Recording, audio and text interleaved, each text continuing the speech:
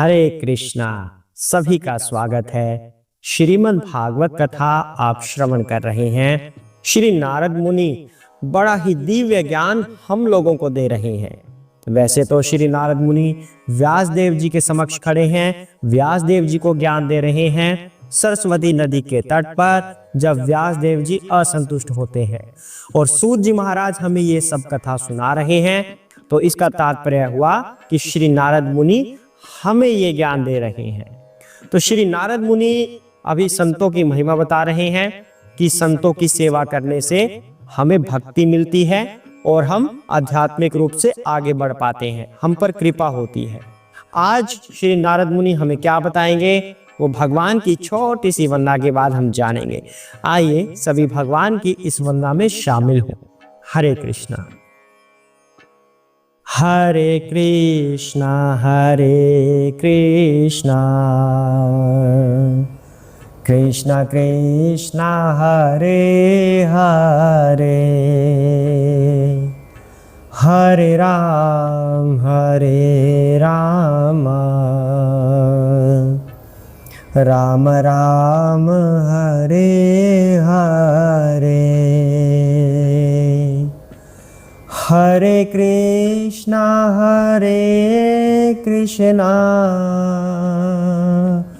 कृष्णा कृष्णा हरे हरे हरे राम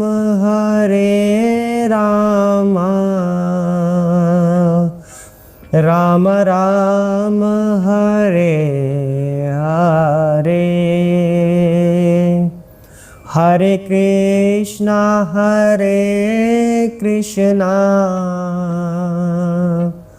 कृष्णा कृष्णा हरे हरे हरे राम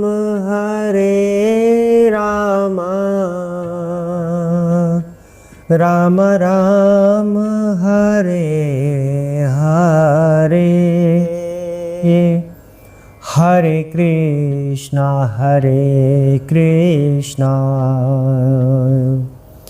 कृष्णा कृष्णा हरे हरे हरे राम राम राम हरे हरे। हरे कृष्ण। जय श्री व्यास देव, जय श्री नारद मुनि, सुखदेव गोस्वामी की जय हो, सूत जी महाराज की जय हो, शिव शंकर भोलेनाथ पार्वती माता की जय हो। जय सिया राम, जय सरस्वती माता। ओम नमो भगवते वासुदेवाय। जय श्री प्रभुपाद चैतन्य महाप्रभु की जय हो। ओम ज्ञानतिमिरान्धस्य ज्ञानंजन शलाकया चक्षुरुन्मीलितं येन तस्मै श्री गुरुवे नमः। सभी के गुरु महाराज की जय हो। हरे कृष्णा। आइए पाठ को आगे बढ़ाते हैं। श्री नारद मुनि व्यास देव जी को बता रहे हैं कि जो भी कर्म हम कर रहे हैं वो करते करते भी हम आध्यात्मिक रूप से आगे बढ़ सकते हैं। उन्होंने एक उदाहरण लिया है कि जिस वस्तु से हमें रोग होता है, एक कुशल चिकित्सक उसी वस्तु से उस रोग को ठीक भी कर सकता है। उसी तरह अगर प्रामाणिक गुरु की शरण ग्रहण की जाए तो हम जो भी कार्य अपने जीवन में कर रहे हैं, भौतिक कार्य जो हम कर रहे हैं, उन भौतिक कार्यों को आध्यात्मिक कार्यों में हम बदल सकते हैं। अगर हम किसी प्रामाणिक गुरु की शरण ग्रहण करें तब ऐसा होता है। श्री नारद मुनि उसके बाद बता रहे हैं कि जब व्यक्ति अपने सभी कर्मों को भगवान को अर्पित कर देता है तब उसके सभी कर्म दिव्य हो जाते हैं और कर्म बंधनों से वह छूट जाता है। इसके बाद आज की कथा आरंभ होगी कि श्री नारद मुनि आज हमें क्या ज्ञान देने वाले हैं। आइए आज का पाठ आरंभ करते हैं। हरे कृष्णा। यातात्र क्रियाते कर्मा भगवता परितोषणम ज्ञानम यत ततादिनाम हि भक्ति योगस्मन्विताम। हरे कृष्णा। इस जीवन में श्री भगवान की तुष्टि के लिए जो भी कार्य किया जाता है उसे भक्ति योग अथवा श्री भगवान के प्रति दिव्य प्रेमा भक्ति कहते हैं, और जिसे ज्ञान कहते हैं वह तो सहगामी कारक बन जाता है। हरे कृष्णा। श्री नारद मुनि इतनी महत्वपूर्ण बात यहां पर बता रहे हैं, कह रहे हैं भक्ति क्या है। अब आप एक प्रश्न कर सकते हैं कि प्रभु जी आप तो हमेशा भक्ति भक्ति करते रहते हैं, आखिर भक्ति होती कैसे है?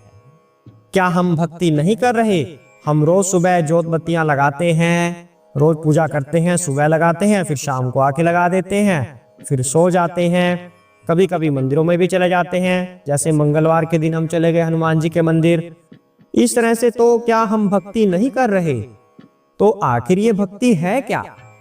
ऐसा प्रश्न अगर आप कर रहे हैं, श्री नारद मुनि यहां पर बिल्कुल स्पष्ट कर रहे हैं, भगवान के लिए किया गया कोई भी कर्म भक्ति कहलाता है। चाहे आप भगवान के लिए कोई भी कर्म क्यों ना कर रहे हो, वह भक्ति होता है। कुछ लोगों का ऐसा मत होता है, कुछ लोगों का, सभी का नहीं, कुछ लोगों का ऐसे मत होता है कि शास्त्र सम्मत विधियों के द्वारा अगर हम कोई सकाम कर्म करते हैं तो वह भक्ति योग ही होता है। क्या तात्पर्य हुआ? शास्त्र सम्मत अगर कोई कर्म करे, यानी कि शास्त्रों द्वारा बताई गई विधियों के द्वारा अगर कोई सकाम कर्म किया जाए तो वह भक्ति के अंतर्गत आ जाती है। मतलब जब हम किसी पंडित जी को बुलाकर, किसी ब्राह्मण को बुलाकर कहते हैं कि पितरों के पाठ कर दो जी हमारे, तो शास्त्रों में जो लिखा हुआ है कि पितरों के लिए ये मंत्र किए जाते हैं, तो वो मंत्र पंडित जी बोल देंगे, तो कह रहे हैं कि वो भक्ति हो गई।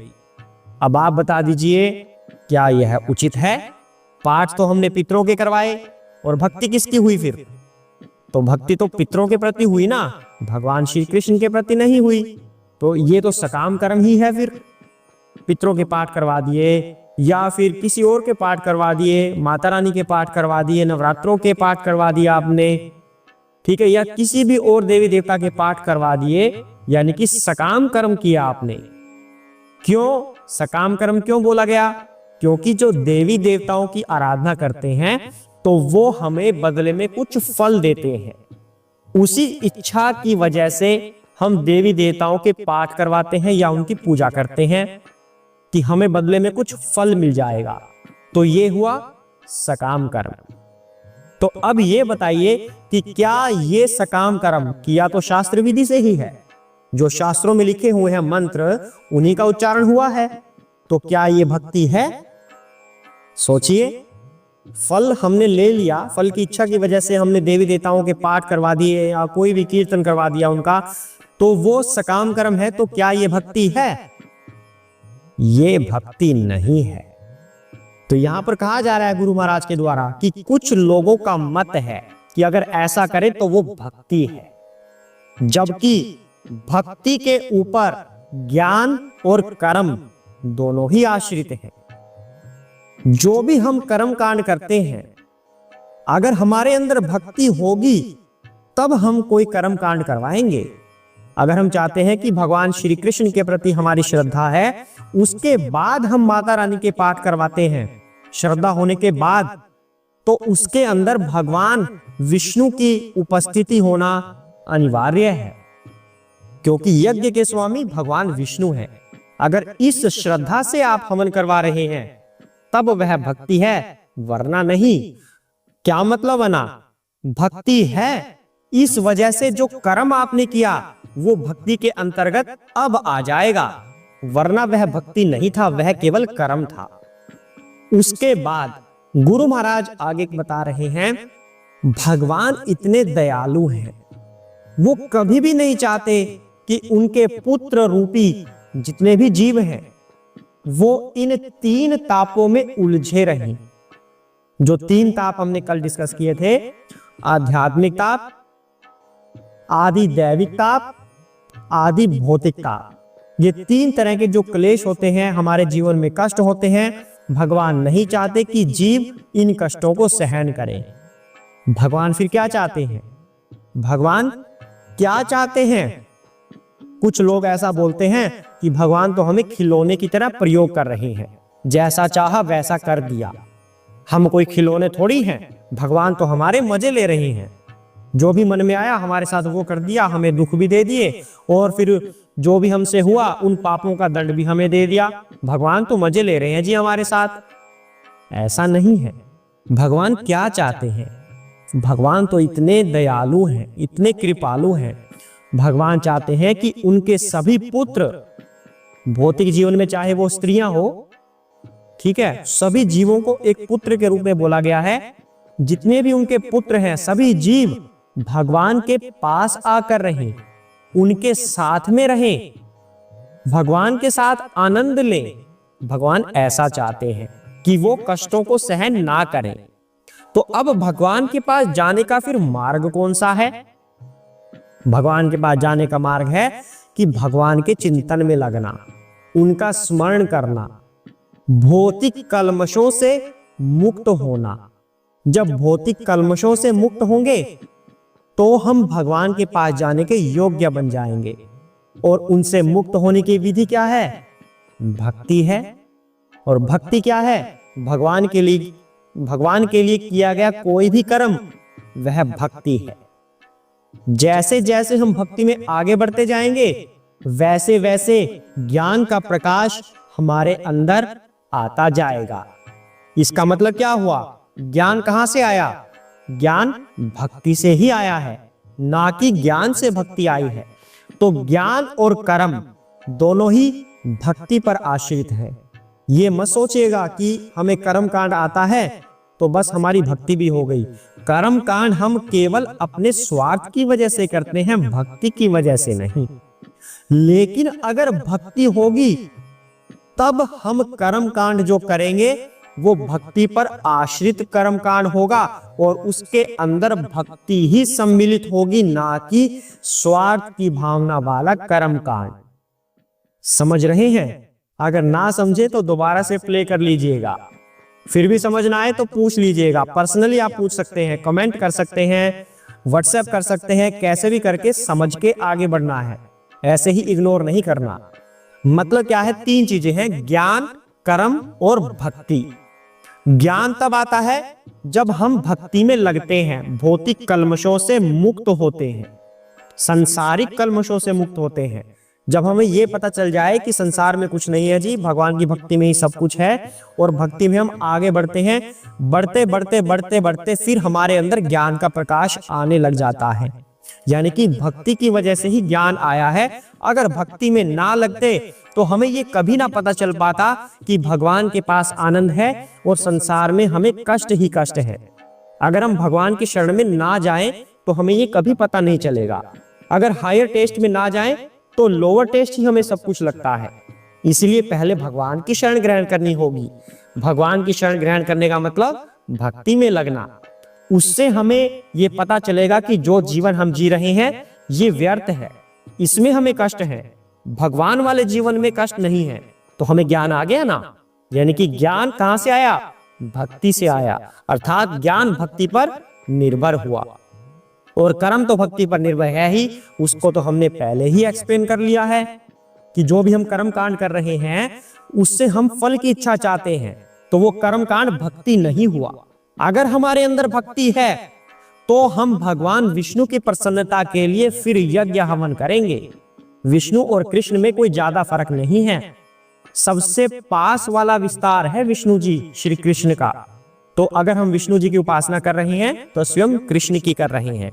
तो भगवान विष्णु यज्ञ के देवता हैं, उनकी प्रसन्नता के लिए फिर हम कर्म कांड करेंगे, अर्थात कर्म कांड भी भक्ति पर आश्रित है। कोई भी कर्म कांड, कोई भी यज्ञ हवन तभी सफल हो सकता है जब श्री विष्णु प्रसन्न हो, वरना आपका वो कर्म कांड भी सफल नहीं हो पाएगा। अर्थात कर्म कांड भी भक्ति के ऊपर निर्भर हुआ। यही यहाँ पर श्री नारद मुनि व्यासदेव को समझाने का प्रयत्न कर रहे हैं कि आपने सकाम कर्मों का वर्णन कर दिया है अपने सभी ग्रंथों में, लेकिन भक्ति का नहीं किया। जबकि कर्म और ज्ञान दोनों भक्ति पर निर्भर है, फिर भी आपने भक्ति का वर्णन नहीं किया, उन दोनों चीजों का आपने कर दिया, इसीलिए आप असंतुष्ट हैं। तो हमें क्या शिक्षा मिल रही है कि हमें सकाम कर्म की बजाय, ज्ञान अर्जित करने की बजाय पहले भक्ति का आश्रय लेना है। उसके बाद ये दोनों चीजें हमसे अपने आप हो जाएंगी, ज्ञान का प्रकाश अपने आप फैलने लगेगा। श्रीमद् भगवद गीता में भी भगवान यही कह रहे हैं कि अगर आप मेरी भक्ति कर रहे हो तो ज्ञान का प्रकाश आपके हृदय में आ जाएगा। आगे बढ़ते हैं, अगले श्लोक में क्या कह रहे हैं नारद मुनि। पूर्ण पुरुषोत्तम भगवान श्री कृष्ण के आदेशानुसार कर्तव्य निर्वाह करते हुए मनुष्य निरंतर उनके नामों का तथा उनके गुणों का स्मरण करता रहता है। हरे कृष्णा।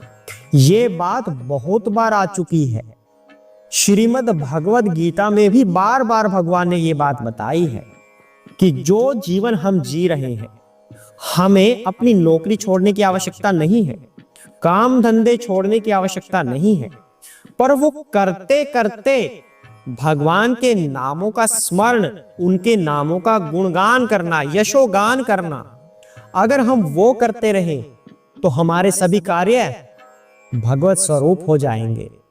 फिर हम आध्यात्मिकता की तरफ बढ़ने लगेंगे।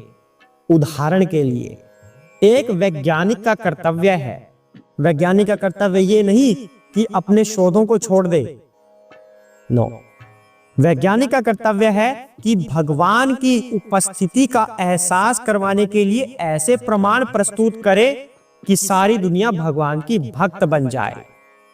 व्यापारी का कर्तव्य क्या है? व्यापारी का कर्तव्य है कि जो धन वह कमाता है उसका कुछ परसेंट, गुरु महाराज कह रहे हैं कि उसका आधा, जितना आपको मुनाफा हुआ है उसका आधा भगवान के नामों के प्रचार में लगा दें, तब आपका धन भी शुद्ध होगा और आप भक्ति में भी आगे बढ़ेंगे। जो भी आप व्यापार कर रहे हैं, आपका वह व्यापार का कार्य सकाम कर्म की बजाय भक्ति में बदल जाएगा।